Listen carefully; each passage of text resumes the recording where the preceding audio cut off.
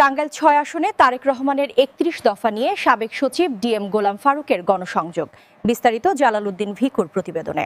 টাঙ্গাইল ৬ নাগরপুর দেলদুয়ার আসনে বিএনপির ধানের শীষের মনোনয়ন প্রত্যাশী বাংলাদেশ জাতীয়তাবাদী ছাত্রদলের কেন্দ্রীয় কমিটির সাবেক সদস্য ও ডাকসু জাতীয়তাবাদী ছাত্রদল প্যানেলের শহীদুল্লাহ হল ছাত্র সংসদের সাবেক ক্রীড়া সম্পাদক ও জনপ্রশাসন মন্ত্রণালয়ের অতিরিক্ত সাবেক সচিব ডিএম গোলাম ফারুক বিএনপির ভারপ্রাপ্ত চেয়ারম্যান তারেক রহমান কর্তৃক জাতির সামনে ঘোষিত রাষ্ট্রকাঠামো মেরামতের ৩১ দফা নিয়ে নাগরপুর দেলদুয়ার ২ উপজেলায় ইউনিয়ন, ওয়ার্ড, গ্রামগঞ্জে, হাটবাজারে, চড়া অঞ্চল সহ লিফলেট বিতরণ ও ব্যাপক গণসংযোগ করে নির্বাচনী মাঠ চষে বেড়াচ্ছেন।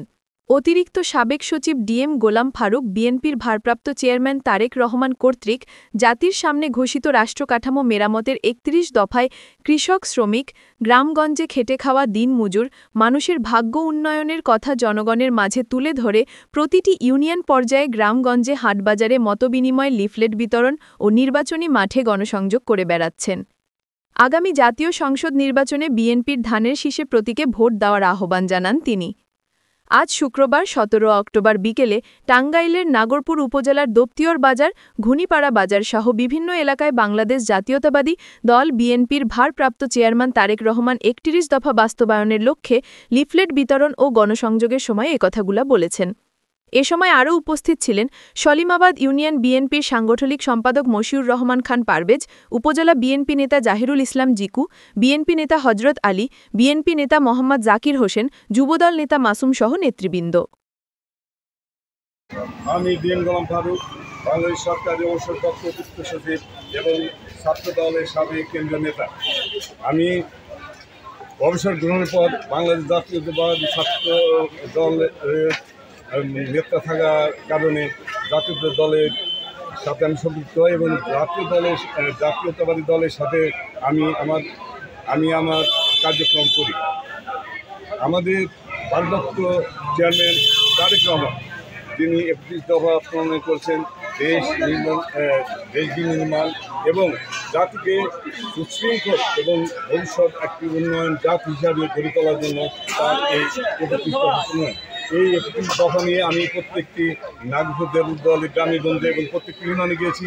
ইউনিয়ন নেতাকর্মীকে আমাদের সহযোগিতা করেছে এবং এই নেতাকর্মীরা সবসময় তারা অখণ্ড চিত্তে যাতে আগামী নির্বাচনে জাতীয়তাবাদী দল ভালো রেজাল্ট করতে পারে সেই সচেষ্ট রয়েছে।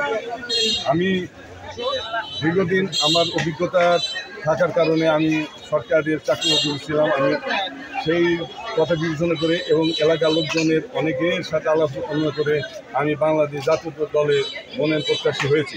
আমি আমার মনোনয়ন চাইব এবং যদি আমি মনোনয়ন পাই তাহলে ভালো, মনোনয়ন না পাইলে যিনি মনোনয়ন পাবে তার পক্ষে আমি কাজ করব। বিশেষ করে এই ৩১ দফা নাগরপুর এবং দেলদুয়ার জনগণের কাছে বিতরণের সময় আমি যেটা দেখেছি, নাগরপুর এবং দেলদুয়ারের জনগণ চায় তারা তাদের এলাকা যারা দীর্ঘদিনের পরিস্থিতি তাদের থেকেই তাদের নেতা নির্বাচিত করা হোক। তারা বাইরে কাউকে তারা পছন্দ করছে না এবং বিকল্প হিসাবে যদি কাউকে দেওয়া হয় সেটা যেন নাগরপুর লোক হয়, নাগরপুর দেলদুয়ারের বাসী হয়, এই আশা আকাঙ্ক্ষা তাদের মধ্যে রয়েছে। কাজে আমি ঊর্ধ্বতন কর্তৃপক্ষের কাছে এই আবেদন জানাবো যে নাগরপুর এবং দেলদুয়ারবাসীর আশা আকাঙ্ক্ষা পূরণে তারা সচেষ্ট থাকবেন। আর পরিশেষে আমি আমার পক্ষ থেকে এবং আমার যারা সহকর্মী সবার পক্ষ থেকে আমি গ্রামগঞ্জে যে প্রতিটি লোকজন এবং প্রতিটি মানুষকে প্রতিটি ভোটারকে আমি বোঝাতে চেষ্টা করেছি যে এই ৩১ দফা এটা আমাদের একটা জাতি মুক্তির ম্যাগনাকাটা। কাজে আমাদের এটাকে যদি আমরা বাস্তবায়ন করতে চাই তাহলে তারেক জিয়ার হাতকে শক্তিশালী করতে হবে এবং তারেক জিয়ার হাতকে যদি শক্তিশালী করতে হয় সেক্ষেত্রে আমাদের সবাইকে ধানের শীষ মার্কায় আগামী নির্বাচনে ভোট দেওয়ার ধানের শীষ মার্কায় যে প্রার্থী থাকবে তাকে জয়যুক্ত করতে হবে।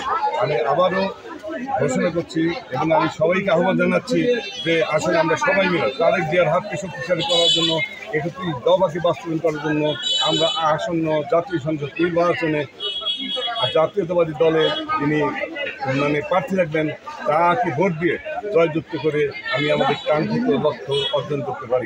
খোদা হাফেজ।